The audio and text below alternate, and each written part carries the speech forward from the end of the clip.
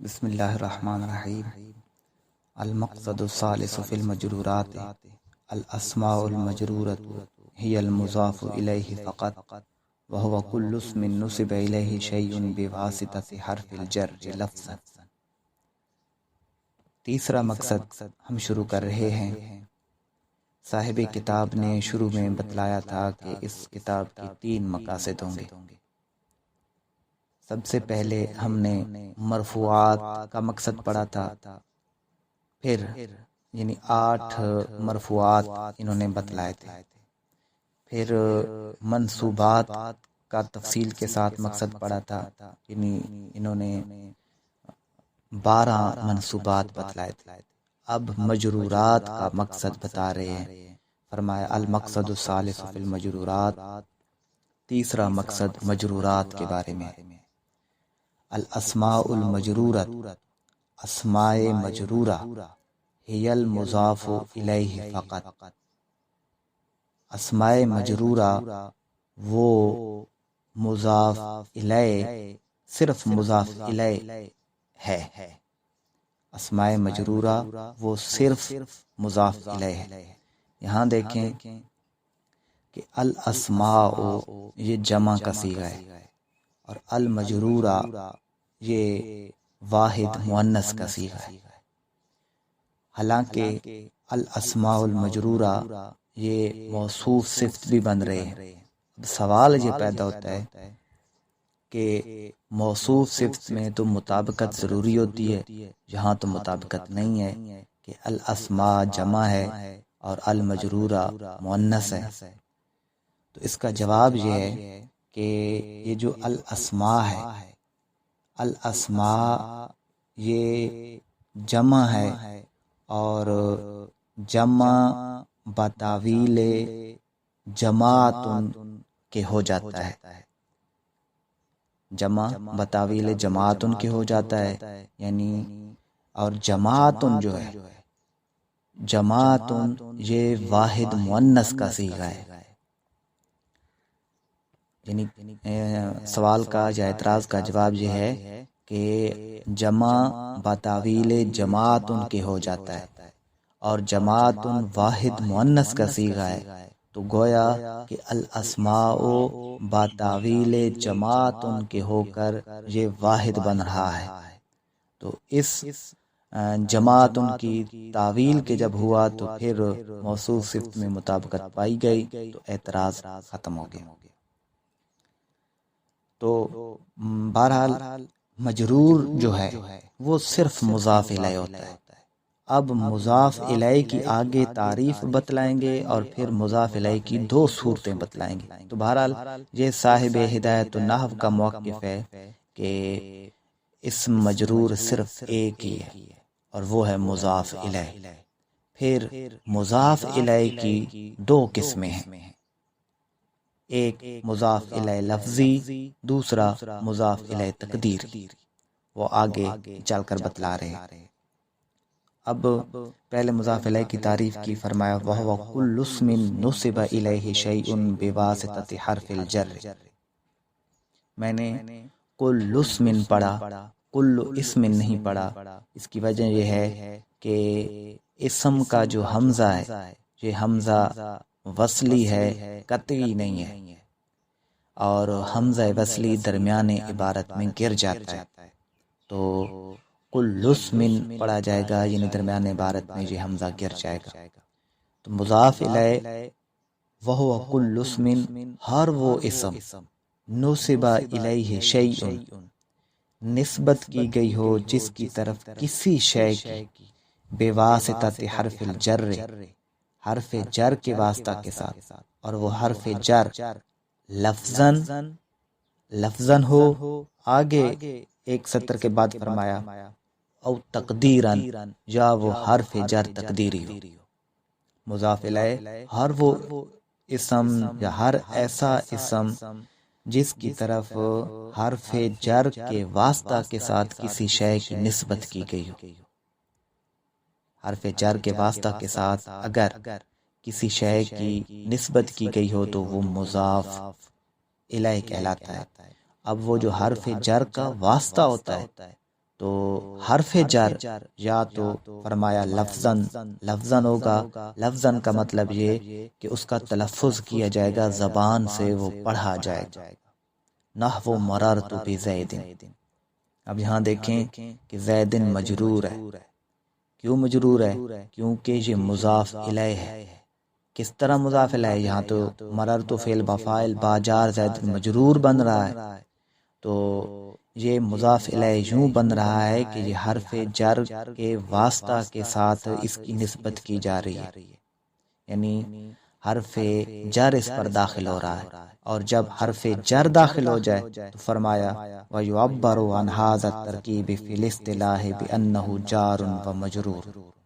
اور تعبیر کیا جاتا ہے عن هَذَا التَّرْكِيبِ، اس ترکیب سے، فی الاصطلاح اصطلاح میں، یعنی نحویوں کے نزدیک، بِأَنَّهُ جَارٌ وَمَجْرُورٌ، بَعیں طور کہ وہ جار اور مجرور ہوتے ہیں. یعنی حقیقت میں تو یہ مضاف الیہ ہے زید، کیونکہ گزرنے کی، مرور کی نسبت زید کی طرف کی جا رہی ہے، اور مضاف الیہ وہی ہوتا ہے جس کی طرف کسی شے کی نسبت کی جا رہی ہے. اب جہاں مررت بزید میں مرور کی یعنی گزرنے کی نسبت زید کی طرف کی جا رہی ہے تو زید مضاف الیہ ہوا. لیکن یہاں ترکیب میں مضاف الیہ نہیں کہا جائے گا، اس لیے کہ اصطلاح میں نحویوں کی نزدیک جب مضاف الیہ پر حرف جر داخل ہو جائے تو پھر وہاں اس کو جار مجرور پڑھتے ہیں، تو یہاں جار مجرور پڑھا جائے گا.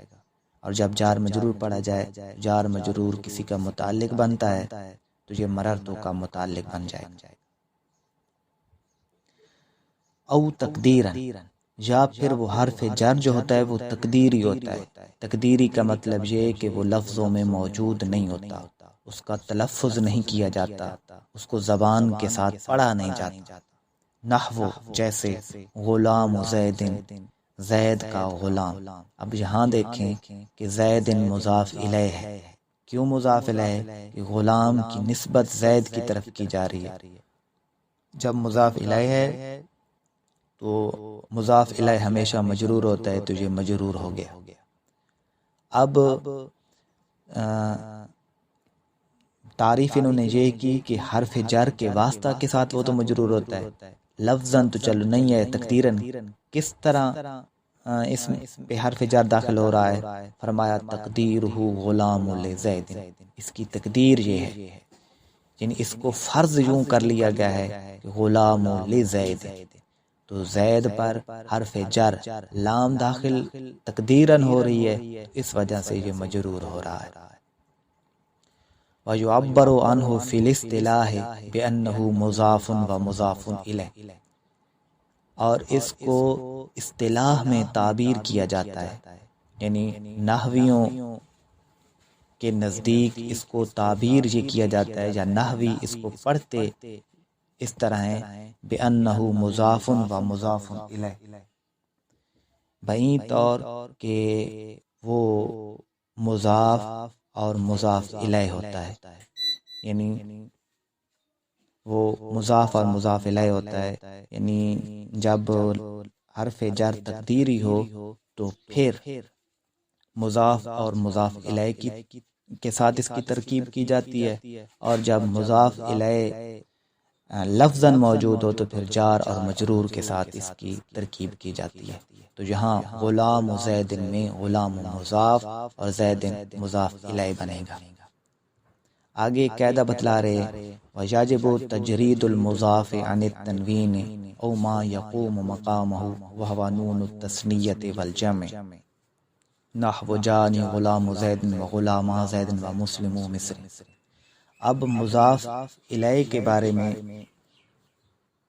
مضاف کے بارے میں ایک قاعدہ بتلا رہے ہیں. فرمایا وَيَجِبُ، اور واجب ہے یعنی لازم ہے، تجرید المضاف، مضاف کا خالی ہونا، عن التنوین، تنوین سے، او ما یقوم مقامہ، یا جو اس کے قائم مقام ہو، یعنی جو تنوین کے قائم مقام ہو. مضاف کا تنوین سے اور قائم مقام تنوین سے خالی ہونا ضروری ہوتا ہے، واجب ہوتا ہے. یعنی اس پر نہ تو تنوین آتی ہے، دو زبر دو زیر اور دو پیش یہ نہیں آتے، یا جو تنوین کے قائم مقام ہے یعنی نون،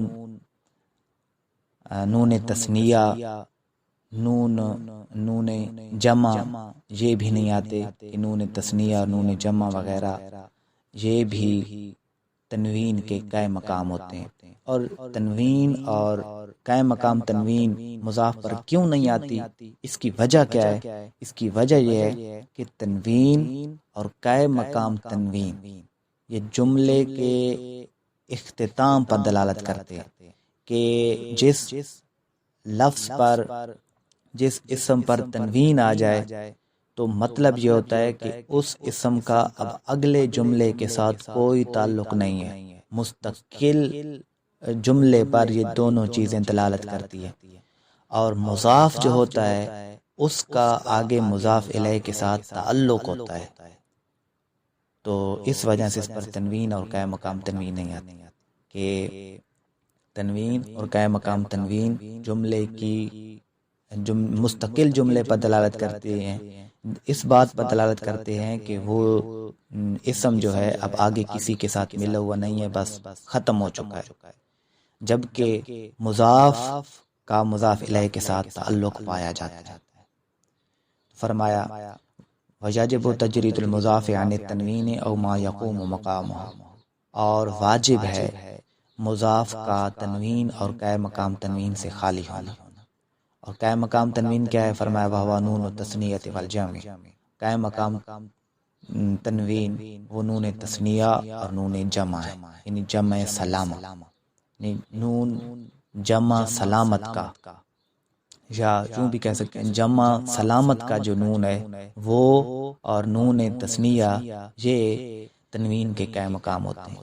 نحو، اب مثالیں دے رہے ہیں، فرمایا جاءنی غلام زید و غلاما زید و مسلم مصر،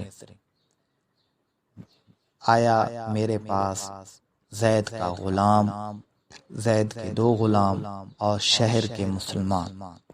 اب یہاں دیکھیں کہ غلام و زید، اصل میں تو اگر غلام اگر اکیلا لکھا جائے، زید کا اس کے ساتھ کوئی تعلق نہ ہو تو پھر لکھا جائے گا غلامن، لیکن جب اس کو مضاف بنایا، اس کی جب زید کی طرف نسبت کی تو پھر غلامن نہیں کہا جائے گا بلکہ غلامو زید کہا جائے گا۔ وہ جو نون، وہ جو تنوین تھی غلامن پر، اس کو ختم کر دیا جائے گا، کیونکہ اب یہ مضاف بن رہا ہے۔ جب اکیلا لکھا ہوا تھا غلامن تو اس کا کسی لفظ کے ساتھ کوئی تعلق نہ تھا، یہ ایک مستقل لفظ بن رہا تھا، تو اس وقت تنوین دینا جائز تھا۔ لیکن جب غلام و زیدن کہیں گے، یعنی غلامن کے ساتھ زید کو لگا لیں گے یا پڑھیں گے تو پھر اس وقت غلام پر تنوین نہیں پڑھی جائے گی، اس لیے کہ اب یہ مستقل لفظ نہیں ہوگا بلکہ اس کی زید کی طرف نسبت کی جائے گی، اور جب زید کی طرف مضاف بنے گا تو اس وقت پر تنوین نہیں آئے گی، اب غلام و زیدن ہوگا۔ وغلاما زیدن، اب یہاں پر قائم مقام تنوین کی مثال دی ہے کہ غلام کا جو تثنیہ بنتا ہے وہ ریکارڈنگ میں کرتا پہ وغلاما زیدن، اور غلاما زیدن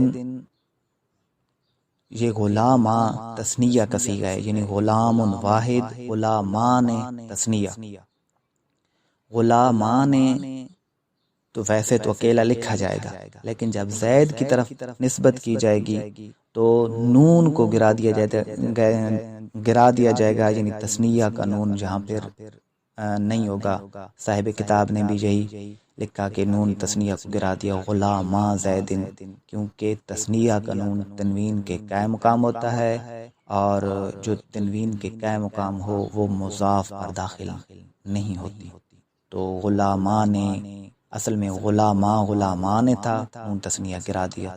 مسلم مصرین میں بھی اسی طرح ہے کہ مسلموں اگر اصل میں تھا مسلمون، اور یہ جو نون تھا یہ جمع سلامہ کا نون تھا۔ اب جمع سلامت کا جو نون ہوتا ہے وہ تنوین کے قائم مقام ہوتا ہے، تو جب تنوین کے جو قائم مقام نون ہے وہ مضاف پر داخل نہیں ہو سکتا تو اس کو گرا دیا، مسلمون مصرن کی بجائے مسلمون مصرن بن گیا۔ واللہ اعلم بحقیقت۔